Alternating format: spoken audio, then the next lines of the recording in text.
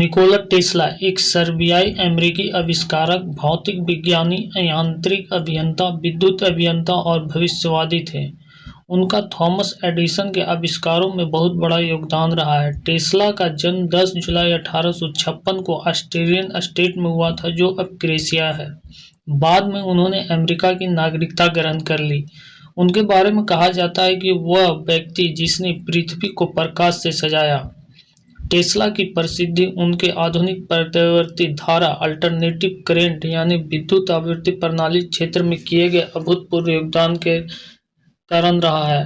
Tesla का जन्म 10 जुलाई 1856 को सर्बियन माता-पिता मेलुटिन टेस्ला ड्यूका टेस्ला के परिवार में वर्तमान में जो क्रोएशिया है में हुआ था। 1870 में निकोला टेस्ला ने कार्लोवेक के स्कूल में प्रवेश लिया और उस स्कूल में गणित टीचर मार्टिनी सेकुलिक से प्रभावित हुए थे। टेस्ला उस समय गणित के सवालों को अपने मन में ही हल करने में सक्षम थे। उनके शिक्षकों को उन पर विश्वास नहीं होता था, लेकिन उन्होंने अपना 4 वर्ष का अभ्यासक्रम 3 वर्ष में ही पूरा कर लिया था। 1875 में उन्होंने ऑस्ट्रेलियन पॉलिटेक्निक में प्रवेश लिया और अपने प्रथम वर्ष में उन्होंने सभी में उपस्थिति रहे 9 परीक्षाओं में उत्तीर्ण की और सभी में अच्छे अंक प्राप्त किए। 1881 में उन्होंने बुडापेस्ट में एक Telegram company Budapest telephone exchange में मुख्य विद्युत अभियंता के पद पर नौकरी कर ली।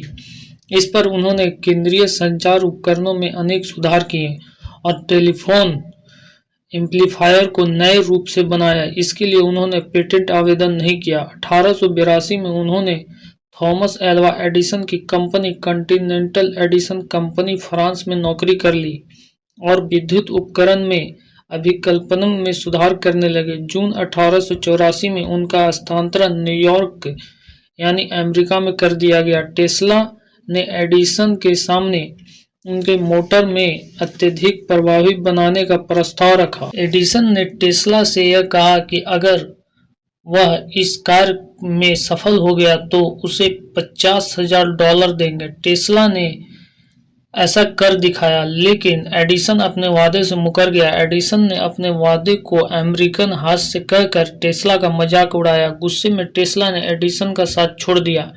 एडिसन की कंपनी छोड़ने के पश्चात उन्होंने अपनी स्वयं की कंपनी टेस्ला इलेक्ट्रिक लाइट एवं मैन्युफैक्चरिंग की स्थापना की। इस कंपनी में उन्होंने डायनमो इलेक्ट्रिक मशीन कम्युनिकेटर का अभिकल्पन किया। यह उनका संयुक्त राज्य अमेरिका में पहला पेटेंट था।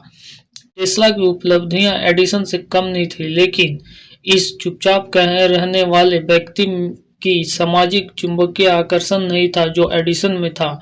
टेस्ला विज्ञान को समझते थे, लेकिन सामाजिक व्यवहार को नहीं समझते थे, इसलिए वो कभी उस कृति को प्राप्त नहीं कर सके जो एडिसन को मिली। एडिसन से उसकी दुश्मनी पूरे विज्ञान जगत में चर्चा की विषय थी। हालांकि उसने एडिसन के लिए भी काम किया। वो समय था एडिसन के लिए द्वारा दिष्ट धारा यानी डायरेक्ट करंट, टेस्ला के प्रत्यावर्ती धारा से लड़ाई का। एडिसन ने प्रत्यावर्ती धारा का डर पैदा करने के लिए हर संसाधन का इस्तेमाल किया, यहाँ तक कि एक हाथी को जनता के सामने करंट से मारकर प्रत्यावर्ती धारा के नष्टकारी शक्ति से डराया। लेकिन हर घर में बिजली सिर्फ प्रत्यावर्ती धारा से पहुंच सकती थी। अंततः टेस्ला की जीत हुई। उस समय अमेरिका में एडिसन की आविष्कृत डीसी विद्युत वितरण व्यवस्था लागू थी। डीसी यानी डायरेक्ट करंट ऐसी विद्युत धारा को कहते हैं जो हमेशा एक ही दिशा में बहती है। टेस्ला ने डीसी की कमियों की ओर लोगों का ध्यान आकर्षित किया और एसी विद्युत प्रणाली व्यवस्था लागू करने की बात कही। एसी यानी अल्टरनेटिव करंट लगातार अपनी दिशा बदलती रहती है। इस धारा की विशेषता होती है कि ट्रांसफर के द्वारा इसे उच्च तापमान पर एक जगह से दूसरी जगह भेजा जा सकता है, जबकि डीसी में ऐसा संभव नहीं था, क्योंकि उस समय तक डीसी सिस्टम बड़े पैमाने पर लागू था और एडिसन की कंपनी डीसी उपकरणों को ही बना रही थी। अंततः एडिसन ने इसे नए तकनीक का विरोध किया। नतीजे में टेस्ला ने उसकी कंपनी को अलविदा कह दिया और उद्योगपति जॉर्ज वाशिंगटन के साथ मिलकर नई कंपनी की बुनियाद रखी, जिसने एसी करंट की उपयोगिता को दुनिया के सामने रखा। टेस्ला ने चक्रीय चुंबकीय क्षेत्र के सिद्धांत की खोज की। उसका एक महत्वपूर्ण आविष्कार एसी विद्युत मोटर है, जिसने डीसी सिस्टम को हाशिए पर ला दिया। उसने प्रपात पर पहला जल विद्युत पावर स्टेशन तैयार किया, जिसके बाद न केवल अमेरिका बल्कि पूरी दुनिया में एसी विद्युत सिस्टम को स्वीकार कर लिया। 1887 में टेस्ला ने प्रत्यावर्ती धारा से चलने वाली इंडक्शन मोटर बनाई। इस आविष्कार में टेस्ला के लिए सफलता के रास्ते खोल दिए। माना जाता है कि टेस्ला ने 1895-96 में एक्स किरण की खोज कर ली थी, जो कि रंटेजन के 1996 की खोज से पहले की थी, लेकिन उनकी प्रयोगशाला में लगे आग से सारे उपकरण जलकर राख हो गए। मार्कोनी को रेडियो का आविष्कारक माना जाता है, लेकिन यह तथ्य है कि इस आविष्कार का टेस्ला का भी योगदान। उसी ने यह सिद्धांत दिया था कि वायुमंडल के बाहर आयन मंडल से रेडियो तरंगें पूरी दुनिया में भेजी जा सकती है। उन्होंने ही रेडियो में प्रयुक्त होने वाली टेस्ला रॉड का भी आविष्कार किया और उनका रेडियो के असली आविष्कारक को लेकर मार्कोनी के साथ लंबा मुकदमा भी चला। उन्होंने वायरलेस पावर सप्लाई का विचार दिया, जो बाद में लेजर किरणों का आधार बना।